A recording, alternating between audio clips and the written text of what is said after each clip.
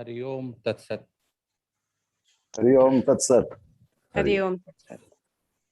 कृपया बाकी सभी लोग अपना माइक बंद कर लेंगे। स्वामी जी, आज रक्षाबंधन के दिन सावन पूर्णिमा के अवसर पर ये हम सभी लोगों का सौभाग्य है कि हमें अपने गुरु आपका साक्षात दर्शन आज हो रहा है।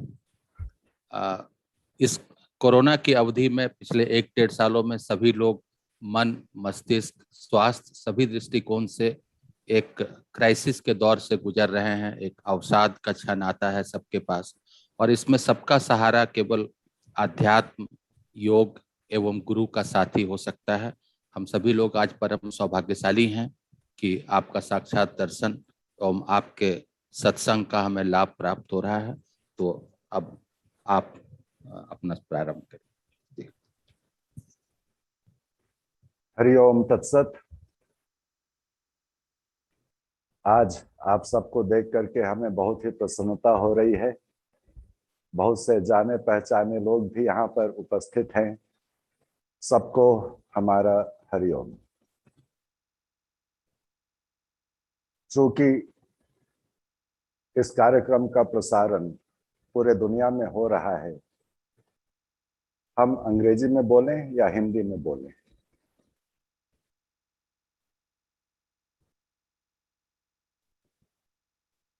जैसे आपकी इच्छा। तो दोनों भाषाओं में बोलते हैं जी। सबसे पहले आप सबको रक्षा बंधन के इस पावन दिन शुभकामना। और रक्षा बंधन का जो दिन है वो यही दर्शाता है, यही बतलाता है कि अपने रक्षा के लिए, अपने परिवार के रक्षा के लिए, अपने समाज की रक्षा के लिए और मानवता की रक्षा के लिए हम लोगों को हर प्रकार का कदम उठाना है।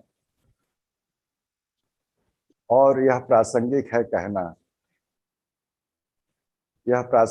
कहना कि रक्षा का सबसे श्रेष्ठ उपाय आज योग विद्या और योग विज्ञान है। I am grateful to the Department of Environment, Forest of the Government of Bihar, Patna, for organizing this Zoom meeting on the occasion of Raksha Bandhan.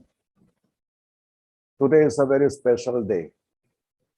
Raksha Bandhan is the time when sisters and brothers take a vow to protect each other. But at the same time, it should also be understood that the idea of protection has to reach beyond our families to our society and to the global community at large. And the best way for self-protection and self-advancement is the system of yoga. And it's on this subject that I'm going to talk about today. Due to the pandemic, which has affected everyone throughout the world, we are facing unprecedented stress and tensions. Lack of physical movement is also taking its toll on the body. And therefore, a lot of emphasis has been put these days on physical fitness and well-being. Physical fitness and well-being represent two aspects of life: to remain physically fit and to remain mentally well, emotionally well, and spiritually well. Our Guru, Sri Swami Satyananji, always said that health in Hindi is known as swasthya. And if you translate the word swasthya, then it indicates that you are established in your own comfort zone. You are established in your own zone of well-being and health. And it has also been said that health is not merely physical, but also psychological, emotional, intellectual, spiritual, ethical, and moral both. So if we look at this complete definition of health, then definitely our body and mind play an important role in acquiring this condition of wellness in life. Today, yoga has become a household word, but at the same time, people still need to be educated about yoga. Today, when people speak of yoga, they only visualize, imagine, and identify the physical aspects to do yoga. It's not just the practice of physical postures. Rather, it is a lifestyle. It is a science of life. It is a lifestyle. And if we consider yoga to be a lifestyle, then you will discover that it allows you to balance and harmonize and rectify the imbalances and defects of our personality and nature. For attainment of health, we have to look at the whole physical body, not only as material body, but also as mental body and pranic body. Vitality and mind play an important role in attaining health. And the first focus of yoga is acquisition of health, acquiring good health. For this, let us consider the physical body, the pranic body, and the mental body. Our physical body, when there is an imbalance inside, then it goes through a change. Illness and disease come in. The meaning of the word disease means the ease of the body has been disturbed. Disturbed ease equals disease. And if we look at this concept, then ease is the natural state of the physical body. Comfort is the natural state of the physical body. And even when Sage Patanjali defines the asana practice, he says, Sthiram Sukham Asanam. Sthiram Sukham Asanam means a posture in which you are comfortable, a posture in which you are steady, a posture in which you are at complete ease with yourself. So when ease is there in the body, then there is absolute health and harmony. But if ease is not there, then the outcome is the disease, disturbed ease. And that is physical, muscular, organic, nervous, cerebral. At the same time, it is mental, psychological, emotional. Disease influences all the dimensions of human personality at the physical level. Then also at the pranic level, there is reduction of vitality, there is reduction of prana shakti. And also the mind is affected. The stress and the anxiety lead to a different mood and condition which distracts and disturbs the mind, and the harmony and peace is gone. So the first part of yoga is of asanas and pranayamas, because these two manage the physical health and the vitality of the body. There are many teachers who teach different type of practices, yoga practices to each one. But remember that it is the minimum practice of yoga with maximum benefit which we need today, not maximum number of yoga practices for minimum benefit. And therefore, yoga defines that the human body, to maintain a general health, a good health, requires only few physical movements. The body can be moved in specific manners. You can stretch the body, you can bend the body sideways, you can twist the body, you can move the body forward and backward, and you can also invert the body. These are the major movements that our body performs during the day. And now, if we add asanas to help these simple, common, normal movements, then our health will definitely take a turn for the better. And what are the asanas that help us manage our physiological conditions most effectively and constructively? Asana number 1 is the practice of Tadasana. Asana number 2 is the practice of Tiryak Tadasana. Asana number 3, the practice of Kati Chakra Asana. Asana number 4, slow practice of Surya Namaskar or sun salutation. And asana number 5, a simple asana of inversion, which allows the flow of blood towards the head.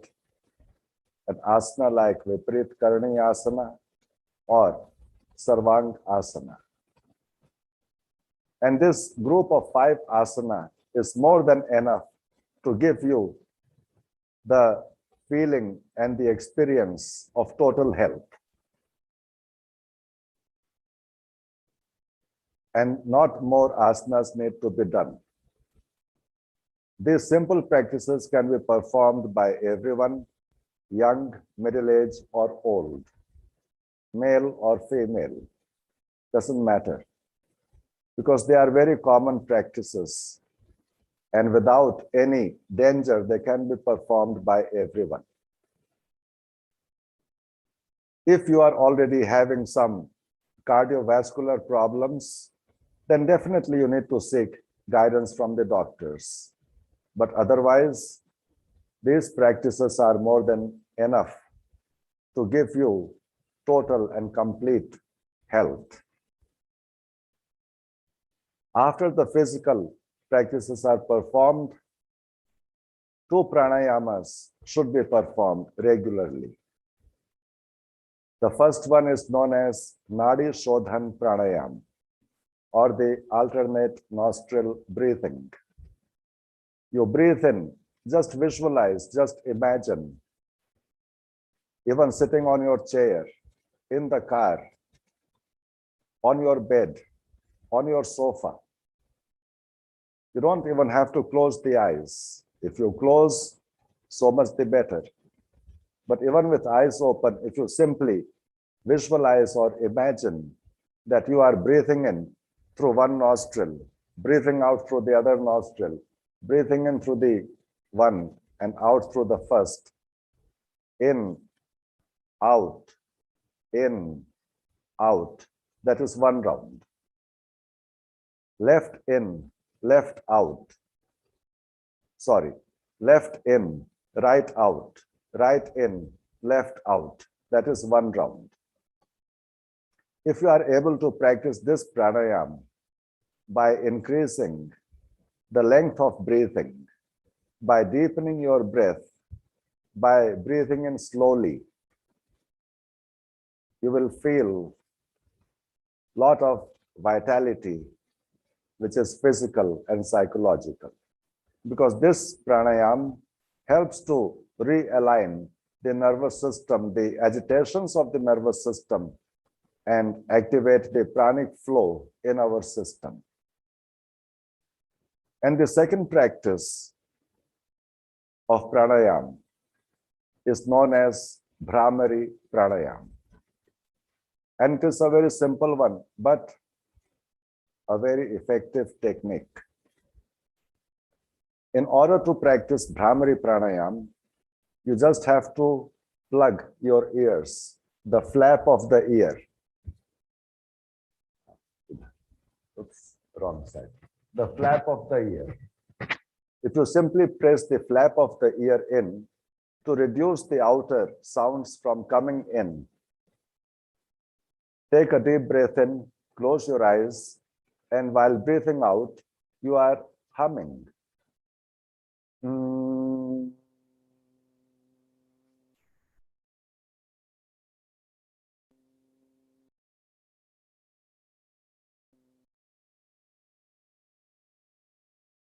That is one full exhalation. Then again breathing in, again humming while breathing out. And you do this for about 10 rounds. And this particular pranayama practice has been found to increase the production of nitric oxide inside the nasal passage by 15 times. Today, researchers and scientists are saying that the body produces natural nitric oxide with inhalation and with exhalation. But when you practice this Brahmary Pranayama, the output of nitric oxide increases 15-fold. And this nitric oxide has been found to help manage the effects of corona in much better manner.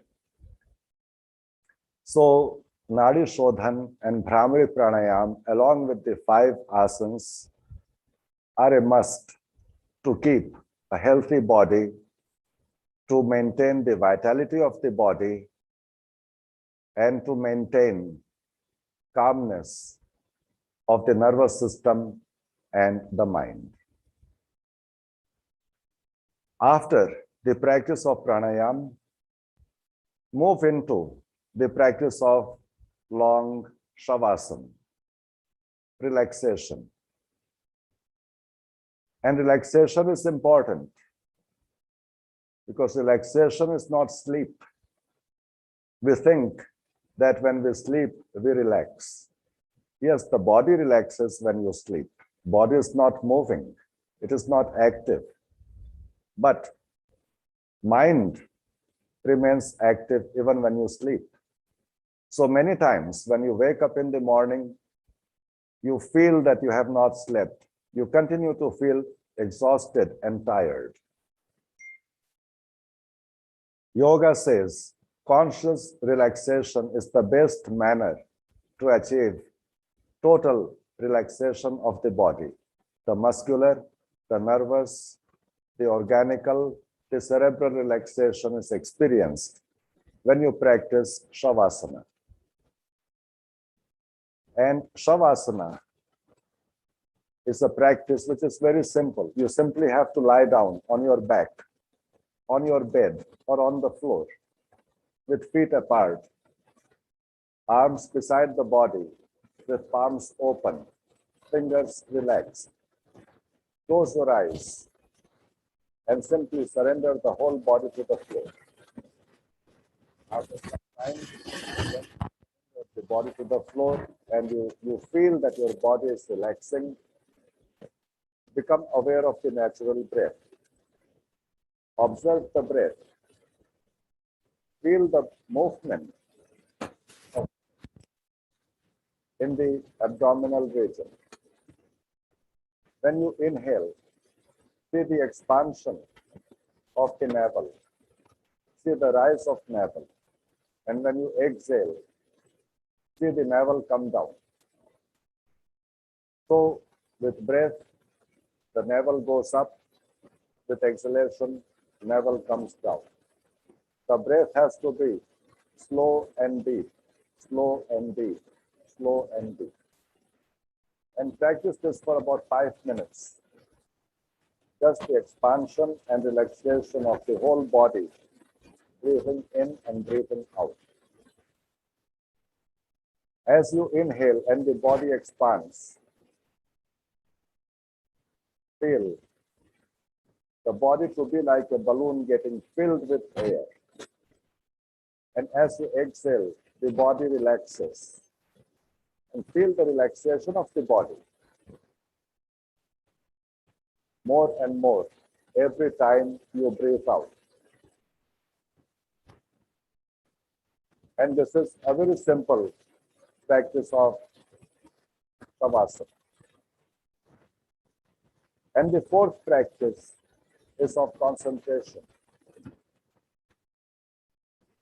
To be able to focus, to be able to concentrate and become still mentally for some time is very much needed today. The attention span of people has reduced drastically, and they are unable to focus, they are unable to concentrate. Especially the young kids are unable to concentrate and focus at the time of their studies due to distractions and dissipations. And therefore, a simple practice of concentration becomes necessary for adults and for children, for householders and housewives both. And how to practice this concentration? Simple. The simplest method of concentration is the practice of Ajpa Japa.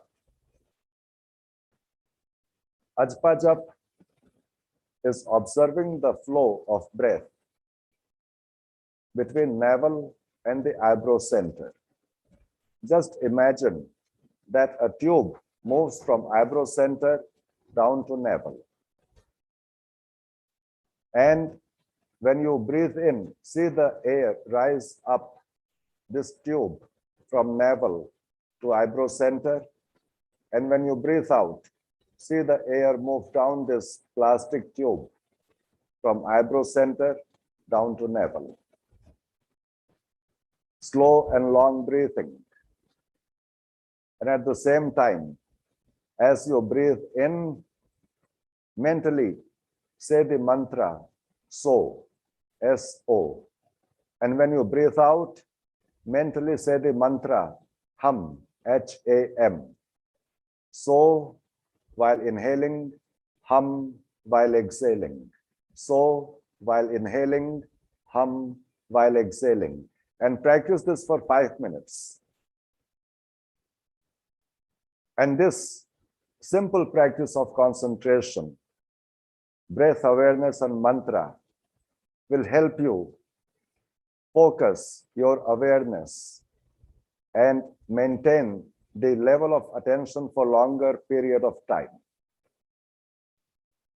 And if we are able to incorporate these 5 asanas, 2 pranayams, 1 practice of long Shavasana, and 5 minutes of Ajpa Jap sadhana, then definitely you will notice a big change in your physical and psychological health and well-being. After this practice of asana, pranayam, shavasana, and Ajpa Jap, which is for maintenance of health and well-being, physical and psychological, now we come to mental dimension. The mental stress and anxiety the feeling of insecurities and psychological fears are taking the toll on human mind.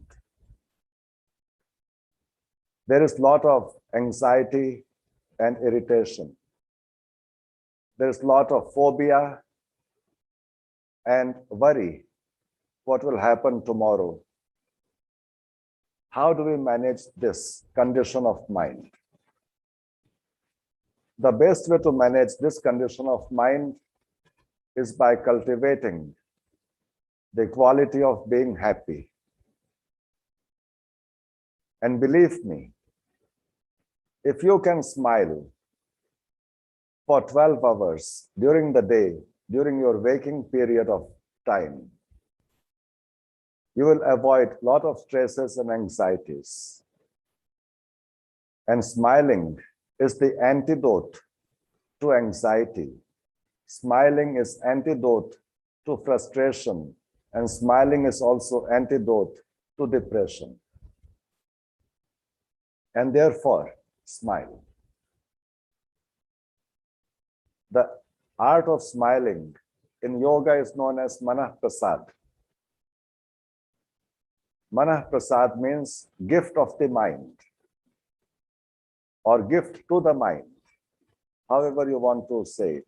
Gift for the mind, gift to the mind. Manah Prasad. And this indicates a positive and optimistic perception of future. You see, today we are not so optimistic about what can happen tomorrow. And pessimism because of anxiety and suffering. One has to cultivate optimism in life. One has to cultivate hope in life. One has to cultivate positivity in life. Optimism, hope, and positivity can be attained if you learn to extend the moment of laughter and smiling from few seconds to few minutes, from few minutes to few hours, from few hours to the whole day. And this is what I call Niranjan challenge as well. I challenge you to be happy. And I expect and hope that all of you will take up my challenge. Remember the moment of happiness when you forgot everything, all the anxiety and tension and frustrations of life. You are just happy, joyous, and bubbling, feeling free. And again, it is time to reconnect with that happy and joyous self. Happiness can always be expressed through a smile. But happiness can also become a condition of the mind in which you are free from the stressors. You are free from the challenges that inhibit and restrict the creative performance of the body and the senses and the creative expressions of the mind and emotions. So just the act of being happy is a very important thing in life. You may not understand it today or realize it today. But do make the effort to be happy and to smile. And then the third thing is harmony in family, harmony in our community, harmony in our society, and harmony in nation. And this harmony can be achieved if you are able to develop an understanding of the correctness and the present circumstances. And with that understanding, you are able to adjust and adapt to that environment. Loss of harmony is there when we are not able to adjust and adapt with our environment. or with other person as well? Why do we get in strife with other beings? Why do we get into fight? Why do we get into frustrations and angers and rejections? We are unable to maintain our own harmonious nature. The way to maintain the harmonious nature is the practice of yoga in the morning, learning to smile, and also incorporating kartavya parayanata. Kartavya parayanata is always ready to perform one's duties and obligations.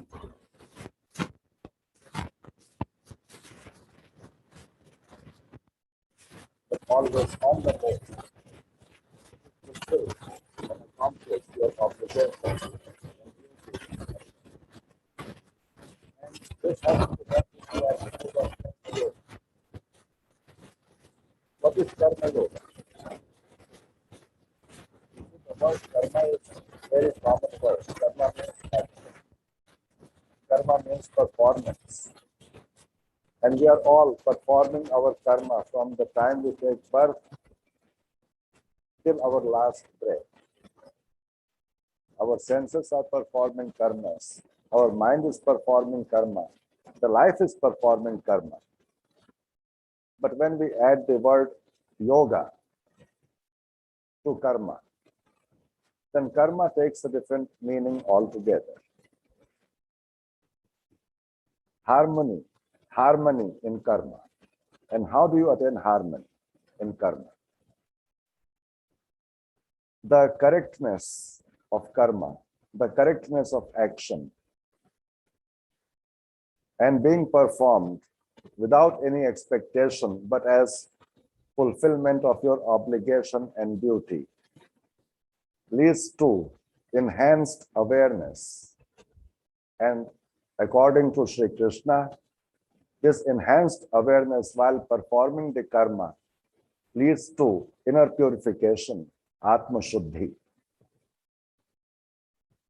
When people come to ashram, they are not used to clean their room, clean their plates, clean their clothes, because outside everything is being done for them. But in ashram, they come and clean their room. They clean their clothes.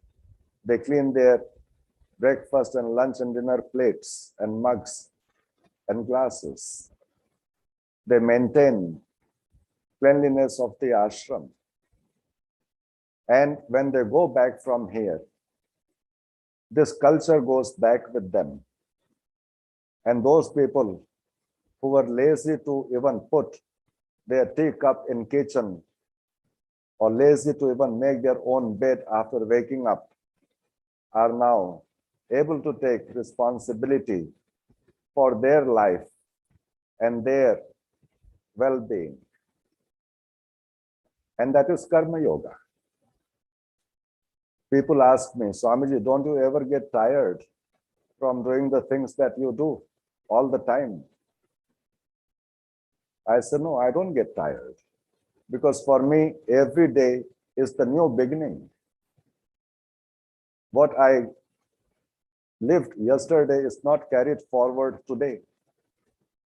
If I have to clean my room today, I will do it as if I'm doing it for the very first time in my life and try to do it in the most excellent manner possible. So, for me, my karma yoga begins every day. It's a new beginning. It is not a continuation of something which I had been doing for a long time. No. And that is the attitude of a karma yogi. Engage and involve yourself with your whole creativity and accomplish what you set out to do with clarity of mind, without any expectation of the outcome. but with the intention to express your excellence, Purnata, Paripakvata. And that is the real Karma Yoga. Even in office, when you are sitting, finish your job before you get up from the table. At home, you are working. Finish your job before you take up something different. And when you complete one job, be happy that you have done to the best of your ability, expressed your entire creativity and efficiency in performing that particular job. And be happy about it and rest happily at night. So Karma Yoga becomes an important aspect of creating harmony in our family, in our home, in our community.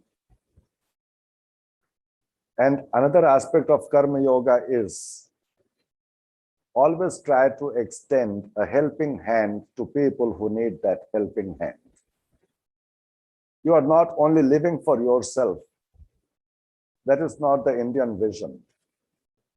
Indian vision is you live for the upliftment of the entire community.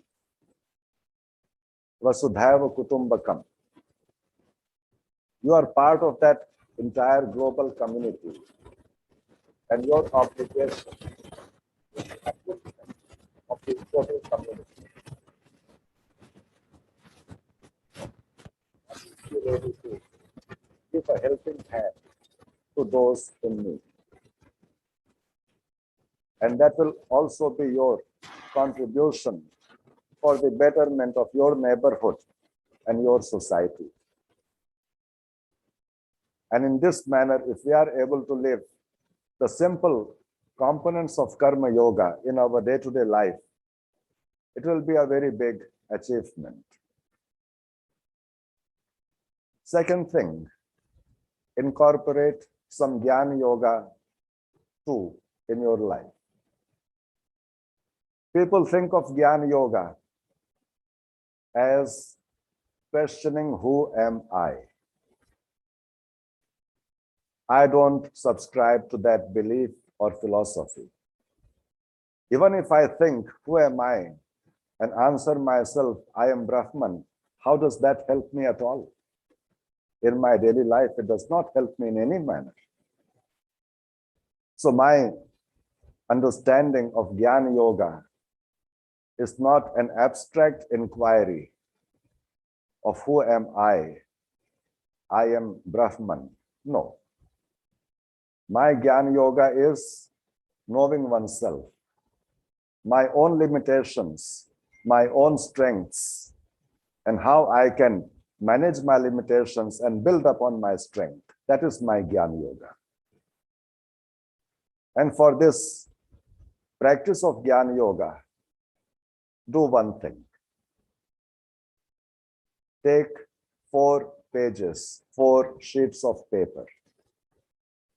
On one sheet, over a period of 1 week, not instantly, but over a period of 1 week, think again, then write, then think again and write, then think again and write. Over a period of 1 week, identify what your weaknesses are, what your shortcomings are, what your limitations are. Think about them again, cross them out, add a new one. And in 1 week, you'll have a complete list of the shortcomings and weaknesses and limitations that you experience in your life, in your profession, in your own management of your own psychology and family. Similarly, make a list on separate sheet of all your strengths, abilities, qualities. Third, make another list of your ambitions and needs, ambitions only. And fourth, make a list of all your needs for the self, for the family, and everything that is required. So you will end up with 4 lists. 1 of shortcomings, 2nd of strengths and abilities, 3rd of ambitions and desires, 4th of the needs for which you need to be active right now. And for me, that is the beginning of my Jnana Yoga. The moment I'm able to understand what my limitations are, what restricts me, I can begin to work on them, to modify them, to correct them, and to convert my weakness into a positive strength and quality. I look at the list of strengths and see that this strength can balance this weakness. So focus on that strength to cultivate it more and more to balance the other weakness. I look at the list of ambitions and develop a priority. Okay, this is my ambition, but I'll achieve this. I will work for it when I have the time, after 1 month, after 6 months, after 1 year, after 10 years. Today, I need to focus on the needs, which are my own, which is of my family, which is of my community. And bring in the component of Jnana Yoga in this manner to cultivate your own clarity and wisdom, awareness of the right and the wrong. And the most important contribution of Jnana Yoga is not knowing who I am. You know Duryodhana. He said once, Janami dharmam nachame pravrittehi. I know what is right. I know what is correct. I know what is just, but I am not gravitated or inclined or attracted towards it. Janami adharmam nachame nivrittehi. I know what is incorrect. I know what is improper. I know what is unjust, but I cannot liberate myself from that. So when we practice Jnana Yoga, we identify with the dharma. When we practice Jnana Yoga, we express the dharma. And that is the main focus of Jnana Yoga. Not to question who am I, because you'll never get an answer to that, and you'll never be able to experience that answer. You see, there are 2 aspects of life. One is experience, and the other is expression. You can experience something nice, but can you express that in the same manner, in the same spirit? So experience and expression, they support each other. I have the experience, but I cannot express it, indicates that it is not a complete experience. In yoga, whether it be karma yoga, whether it be jnana yoga, whether it be hatha yoga or raja yoga, first you have to experience it, and then you have to express that in your thought, in your behavior, and in your performance. And therefore, rather than thinking of yoga as an abstract subject, something to deal with self-realization or God awareness, it is time that we begin understanding our own body, our own mind, our own nature, our own behavior, our own thoughts, and improve on them, build on them. And that will be our yoga. And another aspect for harmonious life is the aspect of Bhakti Yoga as well. For harmonious life, we are looking into the components of Karma Yoga, Jnana Yoga, and Bhakti Yoga in a practical manner which we can apply today to live these principles of yoga. And Bhakti Yoga is something which indicates purity of intention, purity of thought, purity in behavior, purity in performance. There are many paths of bhakti. Mantra is one path. Devotion, worship is another path. Aradhana, upasana is another path. Kirtan, bhajan is another path. And meditation also becomes another path. Because in meditation, you are able to connect with the pure sentiments of your life. And if you can cultivate those pure sentiments, then bhakti becomes effulgent. And what are the pure sentiments?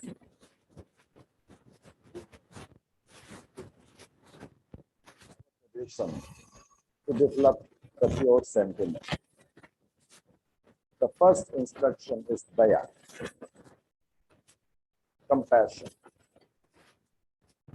To develop sympathy, to develop compassion and kindness, to develop generosity. This is daya. Second is daman, restraint.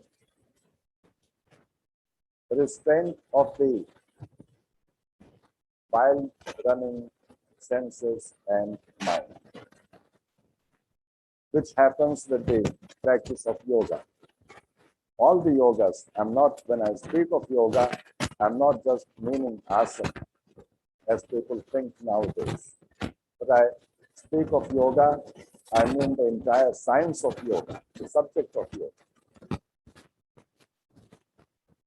And Bhakti Yoga, in its practical form, is expression of compassion, kindness, and love towards other beings. Bhakti, as taught by my Guru, is not devotion to God, but awareness of that divine existence in every being. The spirit that is in you.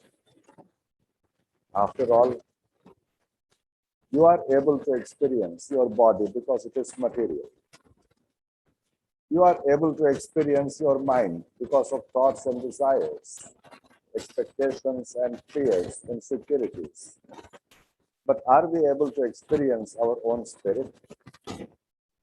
The experience of spirit happens when you are able to connect with the soft and the positive qualities of life. Love is an expression of spirit. Compassion is an expression of spirit. Just as frustration is an expression of mind. Tension is an expression of mind. Pain is an expression of body. In the same way, love, compassion, kindness, they are the expressions of spirit. And it is this love which is awakened in Bhakti Yoga through the cultivation of Atma Bhav, as my Guruji instructed and guided. Ability to see oneself in others. If you are able to see that divine spark in others, then you will always be willing to help the other person, no matter in what the dire situation they may be in. You know, Sant Eknath, one of the great poet saints of India, took water from Gangotri and walked to Rameshwaram to offer it to the Shivlinga there. But just as he was about to enter the Rameshwaram temple, outside he sees a donkey dying of thirst. Sant Eknath smiles and says to God, "You know how to take pariksha exams of your devotees.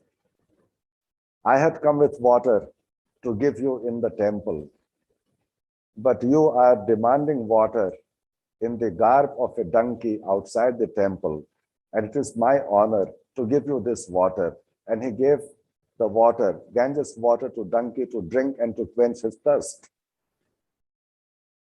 If it was you or me in his place, we would not even look at the donkey. We would straight away go into the temple and pour the water on top of the Shivling. But a person who has realized this Atma Bhav sees that divine spark in animal, in birds, in insects, in humans, everywhere. And the seva is to satisfy that divinity, the spirit within. And therefore, my Guru Shri Swami Satyananda says that bhakti is expression of love during service, nothing more than that. And if you can express your love during service, then that is bhakti. So, for harmony, the family harmony, the social harmony, we need to think about the aspects and the theories of Raj Yoga, Karma Yoga, Jnana Yoga, and Bhakti Yoga, and apply them.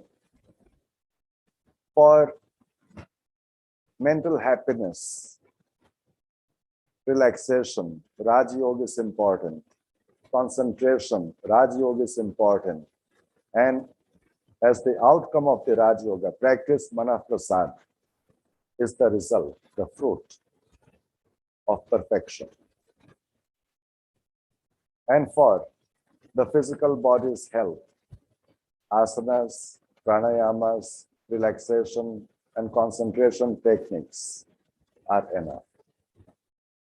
If we can incorporate these principles of yoga in our life, we will see an increase in our performance, in our productivity, in our output, in our health, well-being, peace, and level of happiness. This time, when the humanity is facing this pandemic, it becomes more important for us to become responsible for our own health and well-being. And yoga definitely provides us with a way to achieve this. And therefore, it is my humble request to all of you to give yoga a chance in your life and always smile. Hari Om Tat Sat.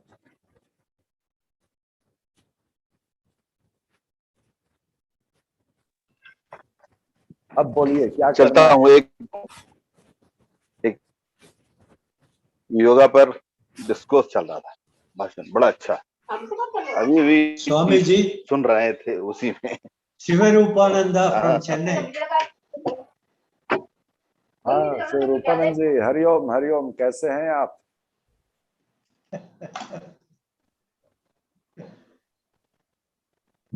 बहुत लोग जाने पहचाने दिख रहे हैं, सबको हमारा हरिओम। और बहुत नए चेहरे भी हैं। हम आशा करते हैं कि आप सब इस सत्संग से कुछ लाभ प्राप्त किए हैं और योग को अपने जीवन का एक अनिवार्य अंग बनाने का प्रयत्न अवश्य करेंगे।